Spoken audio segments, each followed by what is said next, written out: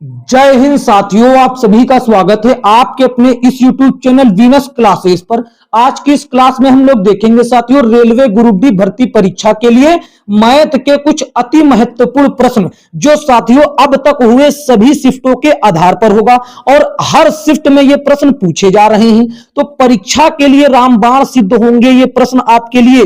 तो ज्यादा समय ना लेते हुए सीधा प्रश्नों की ओर चलते हैं। तो ये पहला प्रश्न जो आपके सामने दिखाई दे रहा, ये प्रश्न साथियों रेलवे ग्रुप डी के एग्जाम में बहुत पूछा जा रहा है। क्या कहता है इसमें, ए बराबर इतना है और बी बराबर इतना है और सी बराबर इतना है, तो A square plus B square plus C square minus A B minus B C minus A C का मान ज्ञात कीजिए। तो क्या करना होगा, केवल कुछ नहीं करना आपको, इसमें 3d स्क्वायर लगा दीजिए, आपका उत्तर आ गया। अब ये 3d स्क्वायर क्या है, ये तो हो गया 3d का मतलब क्या है, a और b के बीच कितना का डिफरेंट, b और c के बीच कितने का डिफरेंट, दोनों में देखिए एक का डिफरेंट है, बस इसी डिफरेंट का आपको स्क्वायर कर देना। एक का स्क्वायर करेंगे तो ये एक ही आ जाएगा, तो यहां पर 3 गुणे 1 इज इक्वल टू 3 आ गया। यही आपका उत्तर हो गया जो कि ऑप्शन सी में है। तो बताइए इसमें क्या करना है, बस आपको कंसेप्ट को मारिए गोली। आपको कोई महान गणितज्ञ नहीं बनना है जो आप बेसिक कंसेप्ट से इसको लगाएंगे, आपको तो केवल एग्जाम निकालना है। ठीक है, आगे देखिए, इसी के आधार पर हम आपको प्रैक्टिस के लिए एक और प्रश्न करवा देते हैं। यहां पर देखिए P बराबर 106 और Q बराबर 105, R बराबर 104, तो P square plus Q square plus R square minus PQ minus QR minus PR का मान बताइए। तो आपसे क्या पूछता है, आपको बस लगा देना है 3d स्क्वायर, 3d स्क्वायर। ठीक है, ये 3 तो हो गया जो हमने बताया कंसेप्ट में। ठीक है, ये हो गया, ये d मतलब डिफरेंट, P और Q के बीच कितना का डिफरेंट, एक का डिफरेंट, Q और R के बीच कितने का डिफरेंट, एक का डिफरेंट। तो यहां भी डिफरेंट इसका 1 है, तो 1 का स्क्वायर करेंगे तो ये कितना आ गया, 3 इंटू 1 का स्क्वायर 1 होता, तो ये 3 आ गया। तो इसका भी उत्तर साथियों आपका ऑप्शन सी हो जाएगा 3। बताइए इसमें क्या करना है, ऐसा प्रश्न बहुत पूछा जा रहा। अब आगे देखिए, इस टाइप का भी आपसे एक प्रश्न पूछा गया कि यहां पर दूसरा चीज दिया, ए बराबर इतना है और बी बराबर इतना है और सी बराबर इतना। तो यहां पर पहले स्क्वायर दे रखा था, अब यहां पर cube, A cube plus B cube plus C cube minus 3abc। कभी भी भविष्य के शिफ्टों में आपसे यह प्रश्न पूछा जाए तो आप कैसे करेंगे साथियों, आपको कुछ नहीं करना, आपको कुछ नहीं करना, केवल ये लगा देना 9b और d स्क्वायर। ठीक है, 9b और d स्क्वायर, 9 तो देखिए 9 हो जाएगा और b का मतलब साथियों ये जो b का मान दिया गया 1004, तो ये 1004 लिख दिया मैंने। अब ये d का स्क्वायर, तो बताइए a और b के बीच कितने का डिफरेंट, आप कहेंगे सर 3 का, तो b और c के बीच कितने का डिफरेंट, आप कहेंगे 3 का, तो बस d स्क्वायर का मतलब इसी डिफरेंट का स्क्वायर कर देना है, यानी कि 3 का स्क्वायर। तो ये 3 का स्क्वायर 9 हो जाएगा और 9 इंटू 9 ये हो जाएगा साथियों 81, 9 गुणे 9, 3 का स्क्वायर 9 और इस 9 का गुणा इस 9 के साथ करेंगे तो 81 आ जाएगा। अब ये गुणा 1004 से जब इसका करेंगे तो ये कितना आ जाएगा साथियों, ये आ जाएगा 81, 81 324, और ये कहां पर है साथियों, ये आपको ऑप्शन डी में साथियों मिल जाएगा। तो इस तरीके से ऑप्शन डी आपका सही जवाब होता है। आपको कंसेप्ट, बेसिक कंसेप्ट सीखना ही नहीं, आपको कोई महान गणितज्ञ नहीं बनना, आपको तो केवल एग्जाम निकालना है। तो आगे देखिए, आपसे एक ऐसा प्रश्न पूछा गया, कहता है कि 11 के पहले 12 गुणांकों का औसत क्या होगा। ऐसा प्रश्न आपको कभी भी दिख जाए तो आप क्या करेंगे, आपको औसत चाहिए साथियों, क्या चाहिए, 11 के पहले 12 गुणांकों का औसत। तो साथियों औसत की बात करें, जब संख्याएं क्रमागत हो यानी कि उसमें समान अंतर की वृद्धि हो रही हो लगातार, तो ऐसे में साथियों क्या होता है, ऐसे में होता है प्रथम संख्या प्लस अंतिम संख्या और डिवाइडेड बाई 2, यही हो जाता है तब औसत का कंसेप्ट। ठीक है, केवल अभाज्य संख्याओं को छोड़कर, अभाज्य संख्याओं में यह कंसेप्ट नहीं लगता क्योंकि उसमें संख्याएं जो होती हैं वो क्रमागत नहीं होती, मतलब लगातार वृद्धि, उसमें समान संख्या का वृद्धि नहीं होता है। तो देखिए इसमें 11 के गुणांक की बात कर रहा है, मतलब कि 11 को डिवाइड करने वाले चीज, तो यहां पर देखिए 11 हो जाता है एक, और ये हो जाएगा 22, 11 दूना 22, 11 तिया 33 और 11 चौक 44। इसी तरीके से ये आपसे कहता है कि साथियों ये तो 11 का दुगना तिगना चौगुना, इसी तरीके से 11 का 12 गुणा जो होगा, 12वां गुणांक, इनका इतने का औसत आपको बतलाना। तो ये 11 हो गया पहली संख्या और ये 12 गुणे 11 हो गया लास्ट संख्या। तो इन दोनों को जोड़कर आपको 2 से भाग दे देना, इन दोनों को जोड़कर 2 से भाग। तो यहां पर देखिए एवरेज क्या हो जाएगा, एवरेज जो है क्या हो जाएगा, यहां पर देखिए ये हो जाएगा साथियों 11 प्लस 12 गुणे 12 का गुणा 11 से करेंगे तो कितना हो जाएगा, ये हो जाएगा 132। कितना हो जाएगा, ये हो जाएगा 132 और इसको डिवाइड कर देंगे 2 से, इसको डिवाइड कर देंगे 2 से। ठीक है, तो यहां पर देखिए 11 प्लस 132 ये हो गया 143 और इसको डिवाइड करेंगे जब 2 से तो ये साथियों आ जाएगा 71.5, 71.5। यही आपका उत्तर हो गया जो कि कहां पर दे रखा है, जो कि साथियों आपके ऑप्शन डी में दे रखा है। बस यही कंसेप्ट आपको लगाना है, चाहे जितना गुणांक चाहे जिसका गुणांक पूछ ले। ठीक है, तो देखते हैं नेक्स्ट एक प्रश्न साथियों आपसे ये बहुत पूछा जा रहा है रेलगाड़ी वाला, जिसमें चाल नहीं देता है। क्या कहता है, ये कहता है यदि 1352 मीटर लंबी रेलगाड़ी किसी खंभे को 169 सेकेंड में पार करती है तो रेलगाड़ी द्वारा 256 मीटर लंबे प्लेटफॉर्म को पार करने में लिया गया समय सेकेंड में ज्ञात कीजिए। ऐसा प्रश्न आपको कभी दिख जाए तो आप क्या करेंगे, पहली बात तो आप ये बात समझ लीजिए कि जब रेलगाड़ी, मान लीजिए ये कोई रेलगाड़ी है, ये कोई रेलगाड़ी है, अगर इसके रास्ते में कोई वृक्ष आ जाए, कोई साथियों वृक्ष आ जाए, कोई खंभा आ जाए या कोई व्यक्ति आ जाए या फिर कोई ऐसी चीज जिसका लंबाई या चौड़ाई ना के बराबर होता है तो उसको पार करने में ट्रेन को या रेलगाड़ी को स्वयं के बराबर दूरी तय करना पड़ता है। यानी कि 169 सेकेंड में साथियों खंभे को पार किया तो उसको स्वयं के बराबर दूरी यानी 1352 मीटर दूरी तय करना पड़ा होगा। बिल्कुल सही बात। अब जब यही रेलगाड़ी साथियों, यही रेलगाड़ी जब साथियों एक ये रेलगाड़ी मान लीजिए और ये रेलगाड़ी जब इसके रास्ते में एक 256 मीटर का प्लेटफॉर्म पड़ता है, ये रेलगाड़ी है, ठीक है, ये क्या है, ये रेलगाड़ी और ये प्लेटफॉर्म, ठीक है, ये है प्लेटफॉर्म, ठीक है, ये हो गया प्लेटफॉर्म। जब कोई लंबी चीज पड़ जाए जैसे प्लेटफॉर्म और पुल और साथियों ब्रिज कुछ भी पड़ जाए तो उसमें क्या करना पड़ता है, तो साथियों ट्रेन को प्लेटफॉर्म दोनों की लंबाई के योग के बराबर, यानी इसका है 1352, ट्रेन का है 1352, ठीक है, मीटर और इसका है 256, तो इन दोनों के बराबर, इन दोनों के योगफल के बराबर ट्रेन को दूरी तय करना पड़ेगा। यानी कि साथियों कितना, 1352 प्लस 256, ये कितना हो जाएगा, ये हो जाएगा साथियों 1608 मीटर। तो देखिए 1352 मीटर को दूरी तय करने में 169 का लगा, बस इसी में आपको इस 1608 का गुणा कर देना, बस आपका उत्तर आ जाएगा जो आपसे पूछ रहा है। तो देखिए हम यहां पर 13 से काटते इसको 13 बार में जाएगा, इसको 13 से काटते 13 एकम 13, शून्य लगाया तो 52 हो गया, 13 चौके 52। अब 13 से काट लेते हैं इसको तो ये 8 बार में कट गया। अब इस 8 से इसको काटते 8 एकम 8, 8 दूनी 16, ये 0 बचा तो 0 उतार लिया, 1 हो गया तो 8 एकम 8, ये कितना आ गया, ये साथियों आपके सामने आ गया 201। यानी कि उस प्लेटफॉर्म को पार करने में 201 सेकेंड लगेंगे। ऑप्शन सी आपके प्रश्न का एकदम सही जवाब हुआ। देखते हैं साथियों अगला प्रश्न। अगला प्रश्न आपसे एक ऐसा प्रश्न पूछा गया था कि यदि किसी समचतुर्भुज के प्रत्येक भुजा की लंबाई 25 मीटर और एक विकर्ण की लंबाई 14 मीटर है तो समचतुर्भुज के क्षेत्रफल क्या होगा। सबसे पहली बात आपको बता दें कि ये समचतुर्भुज जो होता है ये साथियों इसकी सारी भुजाएं बराबर होती हैं, लेकिन ये साथियों कैसा होता है, ये हल्का सा टेढ़ा होता है, वर्ग की तरह होता है लेकिन ये टेढ़ा होता है ऐसा, ठीक है, ये टेढ़ा हो गया, ऐसा होता है दिखने में, ठीक है। इसकी प्रत्येक भुजा बराबर होती है, अगर ये ए है तो ये भी ए होगी और ये भी ए और ये भी ए। इसके दो विकर्ण होते हैं, कितने? दो विकर्ण होते हैं, और एक विकर्ण को इस कोने से, एक विकर्ण को इस कोने से।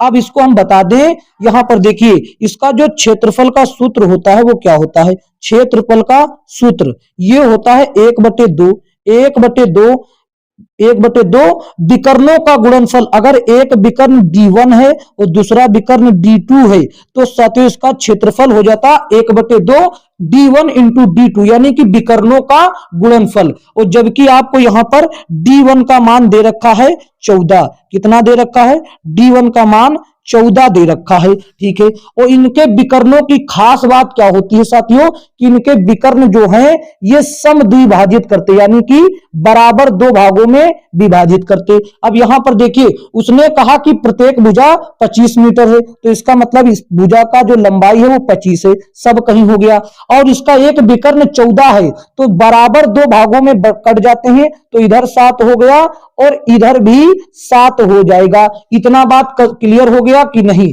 और इनकी एक और विशेषता कि इनके विकर्ण एक दूसरे को 90 डिग्री पर काटते हैं। कितने डिग्री पर?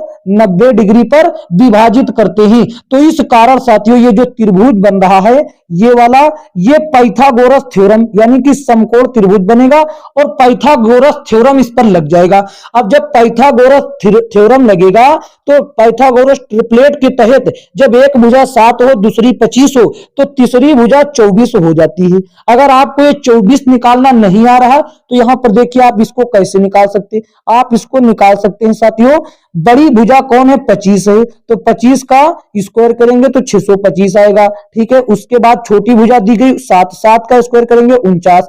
इसमें साथियों माइनस करके अंडर रूट निकाल दीजिए, आपका आ जाएगा। ये आएगा साथियों कितना? ये अंडर रूट के अंदर आ जाएगा 625 में से 49 गए तो 576, और 576 बराबर कितना? 24 निकलकर आपके सामने आ गया, ठीक है। ये 24 हो गया। अब देखिए इसके दो बराबर भाग होते, तो जब इतना भाग 24 तो इधर वाला भाग भी 24 रहा होगा। तो इसके तहत साथियों इसके चलते क्या हो गया? इसके चलते हो गया कि ये D2 का मान कितना आ गया? 24 और 24 दोनों तरफ के मिला को ये 48 आ गया। अब इसका साथियों हम निकाल देते हैं क्षेत्रफल। तो क्षेत्रफल देखिए सूत्र क्या कहता है? 1/2 विकर्णों का गुणनफल। तो एक विकर्ण D1 का मान 14 है और दूसरे विकर्ण D2 का मान 48, जो कि मैंने अभी निकाल लिया। ऐसे करना है, बस 2 से इसको डिवाइड कर देना है, 2 सते 14 7 बार में। अब इसका गुणा कर लेना है 7 से, 7 8 56 का 6, हासिल लगा साथियों 5 और 7 चौक 28, 28 और 5 33, ये कितना आ गया?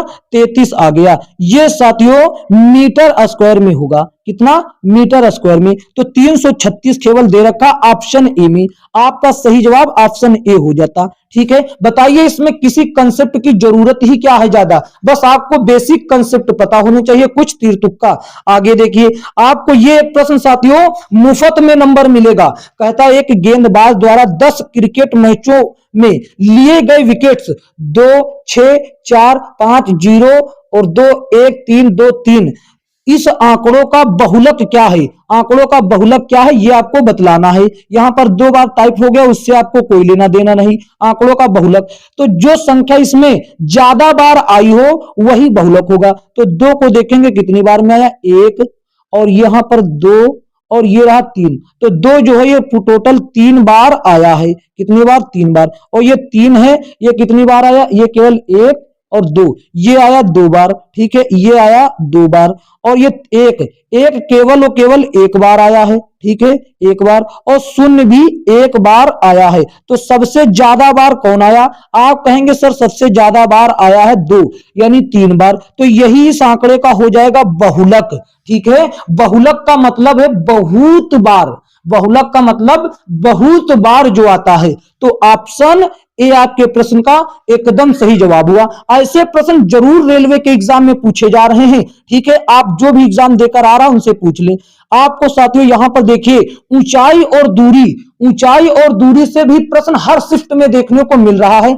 तो यहां पर ऐसा प्रश्न आता है, कहता एक मीनार भूमि पर खड़ी है, मीनार के आधार से 30 मीटर की दूरी पर भूमि पर एक बिंदु से मीनार के शिखर का ऊर्ध्वाधर कोण 30 डिग्री है, तो मीनार की ऊंचाई मीटर में क्या होगी। यह प्रश्न साथियों सोल्व करने से पहले हम आपको कुछ ऐसे कंसेप्ट बता दें कि आपसे कभी भी जब तक आप जिंदा रहेंगे तब तक आप साथियों ऊंचाई दूरी का कोई भी प्रश्न नहीं छोड़ेंगे। तो देखिए वो कंसेप्ट क्या है, इस प्रश्न को साइड में करिए।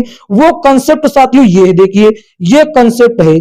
तो ठीक है, देखिए साथियों ऊंचाई दूरी जो है ये समकोण त्रिभुज पर आधारित होता है। किस पर? समकोण त्रिभुज। तो ये देखिए हो गया समकोण त्रिभुज, ठीक है, समकोण त्रिभुज हो गया ये, ठीक है। और समकोण त्रिभुज की खास बात होती है कि इसका एक कोण 90 होता, ये वाला 90 हो गया। जब ये 90 है तो या तो ये दोनों 45-45 के हो सकते हैं या एक 30 एक 60, यानी कि त्रिभुज के तीनों कोणों का योग 180 होता। जब ये स्वयं 90 है या तो ये दोनों 45-45 होंगे या एक 30 एक 60 होगा, ठीक, इतना बात। तो देखिए आपको जो हम समझा रहे हैं पहले आप उसको समझ लीजिए, ठीक है। तो यहां पर देखिए तीन चीज होता है, एक होता है लंब और एक होता है आधार और एक होता है कर्ण, इतना चीज हो गया। और ये वाली भुजा हो गई लंब, ये वाली भुजा हो गई लंब और ये वाली भुजा हो गई आधार, ठीक है, ये वाली भुजा हो गई आधार और ये वाली भुजा हो गई कर्ण, इतनी बात ठीक है, ये हो गई कर्ण, इतना बात सही है। तो यहां पर देखिए जब 30 डिग्री दिया हो एंगल, ये वाली भुजा 30 डिग्री का कोण आपको दिया गया हो, तब लंब का अनुपात 1 लेना है और आधार का अनुपात √3 और इसका मतलब साथियों आपको लेना पहले जब 30 हो तो 132 लेना है, बाकी अपने हिसाब से माइनस कर देना, 1 1 3 2 और बड़ी संख्या पर रूट लगेगा सब कहीं, ठीक है। पहले आप समझ लीजिए हम क्या बताना चाह रहे हैं। 45 डिग्री के लिए 112, 45 डिग्री के लिए 112 लगातार लिखना है और बड़ी संख्या में रूट लगा देना, उनके बीच रेशियो का साइन है, ये याद करने के लिए तरीका बता रहे हैं। जब 60 डिग्री का कोण हो तब 312, तब क्या लगाना आपको 312 और जो बड़ी संख्या है उसमें रूट लगेगा और इनके बीच अनुपात का साइन है। अब ये आपको काम कैसे आएगा, देखिए यहां पर अनुपात में है लंब और अनुपात में आधार, अनुपात में कर्ण, ये तीन चीज है। आपसे इन्हीं तीन चीज में से एक चीज कोई देकर दूसरी चीज पूछा जाएगा, तो आपको यही करना। देखिए कैसे देगा, जैसे कोई दी गई राशि को आपको ऊपर लिखना है और नीचे दी गई राशि का रेशियो यूनिट और जिस राशि इंटू कर देना, जिस राशि का मान चाहिए उसी को इंटू कर देना यूनिट में, ठीक है, यूनिट में, रेशियो यूनिट में। अब देखिए इतना अगर आप समझ गए, इसको रट्टा मान लीजिए आप, कभी जीवन में ऊंचाई दूरी का प्रश्न आपसे गलत नहीं होगा, ठीक है। यहां पर देखेंगे ये चीज, तो देखिए इस प्रश्न में देखिए आपसे क्या कहा गया है। इस प्रश्न में साथियों आपसे कहा गया है कि एक मीनार भूमि पर खड़ी, तो ये जो मीनार है मान लीजिए ये कोई मीनार है, ये भूमि पर खड़ी है, ठीक है। इसके आधार, मीनार के आधार से 30 मीटर की दूरी, तो मीनार के आधार ये 30 मीटर, ये हो गया 30 मीटर की दूरी पर भूमि के एक बिंदु से मीनार के शिखर का ऊर्ध्वाधर कोण, तो ये ऊर्ध्वाधर कोण जो है यहां पर ये एंगल बन रहा है 30 डिग्री, ठीक है, कितना बन रहा है 30 डिग्री बन रहा है, ठीक है बच्चों 30 डिग्री। तो पूछता आपसे ऊंचाई पूछा है, ये वाला चीज पूछा है आपसे मीनार की ऊंचाई। तो अभी मैंने आपको क्या बतलाया, अभी मैंने आपको बतलाया कि यहां पर लंब और आधार, ठीक है, लंब और आधार और उसके बाद कर्ण, ये तीन चीज का रेशियो दिया था। जब 30 डिग्री दिया हो तब ये क्या होता है, तब साथियों ये हो जाता है 132, यानी कि लंब होता है 1 और ये होता है 3 और ये होता है 2, लेकिन बड़ी संख्या पर रूट लगा होता है, बड़ी संख्या 3 है तो रूट लग गया। अब आपको देखिए यहां पर क्या दिया गया, दी गई राशि, सूत्र मैंने आपको क्या बताया था, दी गई राशि, ठीक है, दी गई राशि, ये देखिए दी गई राशि, ठीक है, ये दी गई राशि और बटे में दी गई राशि का यूनिट रेशियो, दी गई राशि का रेशियो यूनिट, दी गई राशि का, देखिए कभी नहीं साथियों आप भूलेंगे, दी गई राशि का रेशियो यूनिट, यहां पर हम केवल यूनिट लिख देते हैं, ठीक है, रेशियो यूनिट ये हो गया। अब इनटू में आपको जो मान चाहिए उसका यूनिट, आपको h का मान चाहिए, h का, तो इसका यूनिट 2 है, इसका यूनिट यानी कि कर्ण का यूनिट, वो सॉरी लंब, कर्ण का चाहिए, ऊंचाई का चाहिए, लंब का यूनिट लंब का यूनिट हो जाएगा। ये देखो लंब का यूनिट, ठीक है। तो अब यहां पर देखिए एकदम इजी तरीके से, ये मैं समझा रहा हूं तब आपको लग रहा, दी गई राशि क्या है, आधार का मान आपको दिया गया है। आधार का मान कितना दिया गया है, तो आधार का मान दिया गया है 30, ठीक है। कितना दिया गया है, 30 दिया गया है। यहां पर देखिए इसका मान 30 दिया गया है, और इसका जो साथियों रेशियो में यूनिट होता है आधार का, वो है √3। कितना है, √3 है, वो √3 है। अब इनटू में आपको किसका मान चाहिए, ऊंचाई का चाहिए, और ऊंचाई बोले तो लंब, लंब का रेशियो होता है 1, बस इसमें 1 का गुणा कर दीजिए। साइन कोस थीटा का इस्तेमाल ही नहीं करना। अब यहां पर साथियों 1 का गुणा किसी में कर दे कोई दिक्कत, उतना ही आता। तो यहां पर आ गया 30 और बटे में √3। अब आप मैथ का नियम कहता कोई भी चीज बटा में रूट के रूप में नहीं रहेगा, नीचे मतलब बटे में हर में रूट के रूप में नहीं रहेगा। तो इसीलिए हम ऊपर नीचे √3 का कर देते हैं गुणा। ऊपर नीचे इसलिए करते ताकि मान में कोई परिवर्तन ना हो, ठीक है। तो यहां पर देखिए √3 का गुणा √3 से करेंगे तो ये हो जाएगा कितना, ये हो जाएगा 3, और इस 3 से 30 को काटेंगे 10 बार में, बराबर साथियों हमारे सामने आ गया 10, और ये √3 बच गया, √3 जो है बच गया, और यही आपका उत्तर हो जाएगा 10√3, जो कि ऑप्शन डी में दिया गया है, ठीक है। ऑप्शन डी आपके प्रश्न का एकदम सही जवाब। अगर आपको ये समझ में नहीं आया है, इसके आधार पर मैं एक प्रश्न और लेकर आया हूं, तब आपको 100% क्लियर हो जाएगा। इसको एक बार आप साथियों स्क्रीनशॉट लेकर या किसी भी तरीके से रट्टा मार लीजिए, आपसे ऊंचाई दूरी का सिस्टम खत्म हो जाएगा आपके जीवन से। कहता है समतल भूमि पर एक चट्टान के पाद से 300 मीटर की दूरी पर एक चट्टान की चोटी का उन्नयन कोण 60 है, तो चट्टान की ऊंचाई ज्ञात कीजिए। चट्टान की ऊंचाई ज्ञात कीजिए। यहां पर देखिए कहता है चट्टान के पाद से 300 मीटर। 60 के लिए साथियों मैंने आपसे क्या बताया, 60 के लिए जो ट्रिपलेट बताई, यहां पर एक बार फिर से देखिए रिपीट करवा देता हूं। 60 के लिए जो बताई तो उसमें लंब का जो रेशियो है, लंब का रेशियो √3 और आधार का रेशियो 1 और साथियों कर्ण का रेशियो 2, इतना है साथियों, ठीक है। 312 बड़ी संख्या में रूट, बाकी इस सूत्र का इस्तेमाल करेंगे। यहां पर देखिए ये वाला अब प्रश्न देखिए, मान लीजिए कि ये कोई चट्टान है ऊंची, इतनी ऊंची चट्टान है। अब कहता है भूमि के एक पाद से, तो चट्टान के पाद से यहां से ये पाद हो गया चट्टान का, इससे 300 मीटर की दूरी पर 300, तो ये हो गया 300 मीटर की दूरी, ये 300 मीटर की दूरी का बिंदु, और यहां से चट्टान के शिखर का उन्नयन कोण जो है वो 60 डिग्री बनता है, ठीक है। 60 डिग्री बनता है, 60 डिग्री बनता है। तो देखिए अब यहां पर 60 डिग्री का जिक्र हो गया, तो 60 डिग्री के लिए साथियों मैंने आपको क्या बताया, लंब का जो है 60 डिग्री के लिए लंब का जो वो रहता है रेशियो, वो रहता है √3, ठीक है। और साथियों आधार के लिए A4 आधार के लिए रहता है साथियों अनुपात इसका 1, ठीक है। और कर्ण के लिए इसका साथियों अनुपात रहता है 2, ठीक है। ये रहता है। आपको क्या चीज दिया गया इस चित्र में, आपके सामने नीचे की चीज दी गई, नीचे को आधार कहते। आधार दिया गया है 300, तो ये आधार को लिखा मैंने। अब इस आधार का जो रेशियो है उसको बटा में लिखना है, √3 है, सॉरी इसका क्या है, इसका आधार का रेशियो 1 है। यहां पर देखिए 60 के लिए 1 है, ठीक है, आधार का रेशियो। अब आपको चाहिए क्या, चाहिए साथियों ऊंचाई, ये ऊंचाई चाहिए। ऊंचाई को साथियों लंब कहते हैं, और लंब का रेशियो जो है √3 है, बस इससे कर दीजिए गुणा, √3 से हो गया गुणा, बस इतना कर दीजिए आपका उत्तर। तो यहां पर 1 का डिवाइड करने का कोई मतलब नहीं, 300 का गुणा, जब 300 का गुणा √3 से किया तो 300 √3 आ गया। और ये कहां पर, ये देखिए ऑप्शन सी में आपको दे रखा है। इस तरीके से ऑप्शन सी आपके प्रश्न का एकदम सही जवाब हो जाता है। मित्रों बताइए आपको ये कैसा तरीका लगा, ठीक है। तो इसके लिए साथियों मेहनत लगता है, और लाइक जरूर करिएगा, और चैनल पर नए हो तो चैनल को सब्सक्राइब करके नोटिफिकेशन बेल को ऑल पर क्लिक करें, ताकि ऐसी ही साथियों आगामी परीक्षा से संबंधित क्लास आपसे साथियों सबसे पहले नोटिफिकेशन पहुंचे।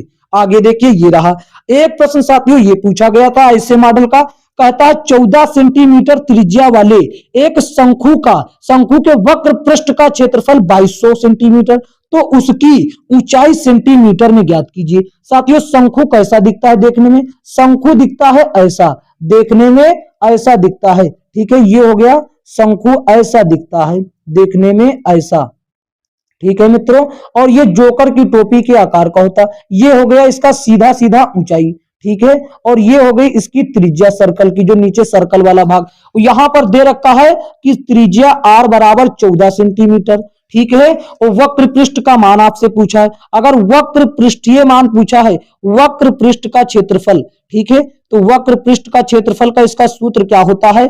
पाई आर और एल ये होता। अगर आपसे आयतन पूछ लेता तो आयतन के लिए आप सूत्र क्या लगा देते?